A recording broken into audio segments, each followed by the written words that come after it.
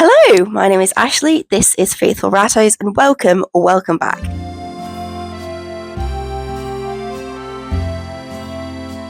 So, in today's video, I'm going to be talking to you about rat genetics and varieties. I haven't made one of these videos in a while now, and I am slowly running out of topics. So, if you have any questions or you have any topics you want me to cover in a series or in a Q&A, do leave them down in the comments, or you can message me over on Instagram or Facebook, Faithful Rattos, as I think it would be really interesting to see what questions you have, and if I have the answers to them, to give them to you.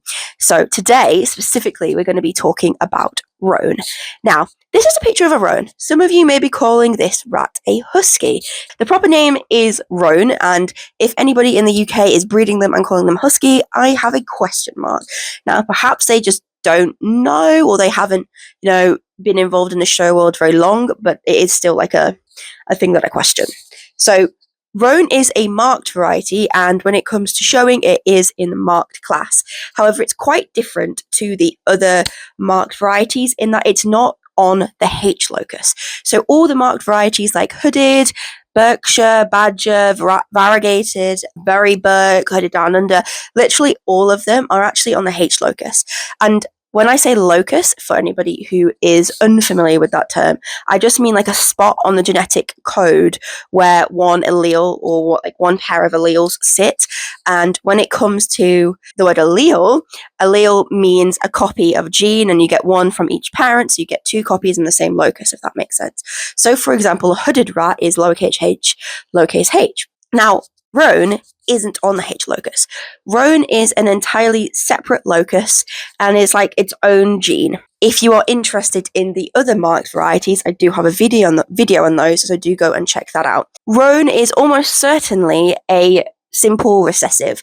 If you have one copy, you're a carrier. If you have two copies, you are a Roan. If you have no copies, you're not a Roan, and you're not a Roan carrier. And it's pretty simple like that, like a normal recessive would go. However, it can be impacted by other things. So obviously colour is the first thing to be impacted. So Roan can come in every colour. So whether that is agouti or black, the simple versions, or any of the other dilutes, Russian blue, chocolate, mixtures of the dilutes, Russian Dove, literally anything. A Roan can be any variety. It can also be any variety when it comes to the C locus, so you can get like a Siamese Roan or a Burmese Roan. Now, personally, I think a Siamese Roan is a little bit pointless, literally, because Roans have blazes, and then they fade out. So not only do you not have the distinctive thing that gives you the Siamese, which is the nose point and the points on the extremities, it also fades. Like every other part of the colour fades. So it's pointless, literally. So Siamese Roan, Burmese Roan, all the things in the C locus, Martin, Tonkinese, can be Roan as well. Roan is one of those genes that hides in so many people's lines and just pops up at the most inopportune times because it's recessive. You can't really know it's there unless you pair two rats together that both have the recessive and you get it out, which is like a 25% chance for that to happen, even in a pairing of two carriers. So it's really hard to track if you aren't getting it out, like what's going on. So a lot of lines are plagued by the Roan plague, plagued by the plague. Anyway, so yeah, that is how Roan works, and the agreed upon notation for Roan is R, big R, little o for the not Roan variant, which is like the natural type, the dominant type. And the recessive gene, the Roan gene, is donated with RO, both being lowercase. Now, some people may use different genetic codes to refer to this gene, as it's not like fully proven scientifically or anything like that. It's just going off anecdotal breeding evidence and stuff like that.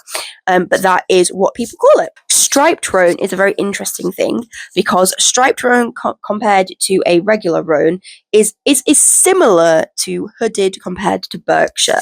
So a striped Roan has a hooded base, so it has HH on the H locus. Lowercase h on the H locus, and that is what makes a striped Roan. Now in the UK we show them in the same class, which is called Roan/striped Roan.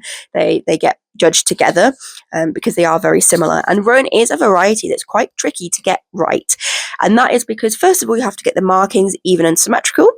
And then you also have to get the roaning or the fading even and symmetrical, which is quite difficult because rats be rats, you know? The ideal roan will be fading evenly, but not so much so that they just look grey or even white, but so you can see their colour and you can see that they're a roan and you can see that their markings are even and that the shading is even. So there's a lot of things to get right when it comes to roan, even more so than a normal sort of marked rat.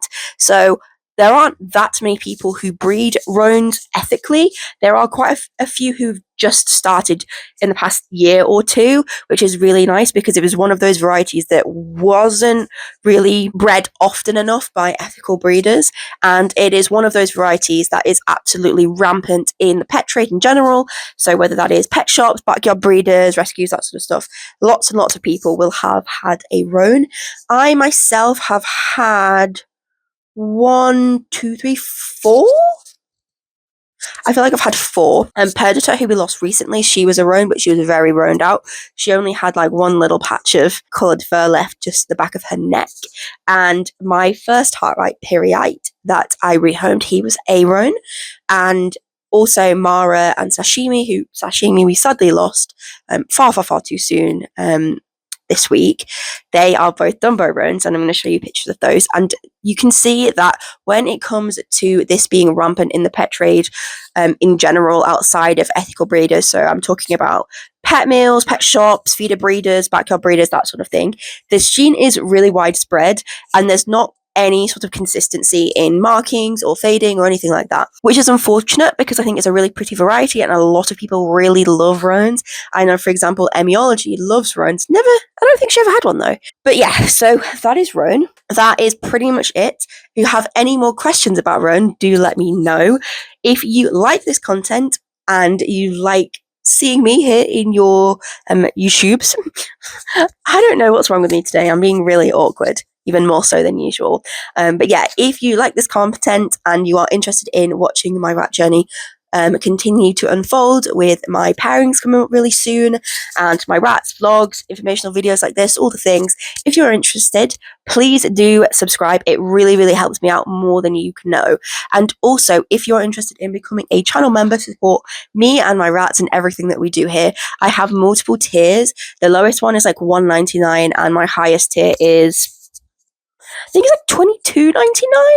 I can't be sure, but that is really fairly priced given what perks you get. There is a wide range of perks, from little perks like priority reply to comments and big perks like merch items. So yeah, if you are interested in subscribing, please do. And if you're even more interested and want to become a channel member, please do join that as well. And yeah, thanks so much for watching, and I'll see you in the next video. Bye!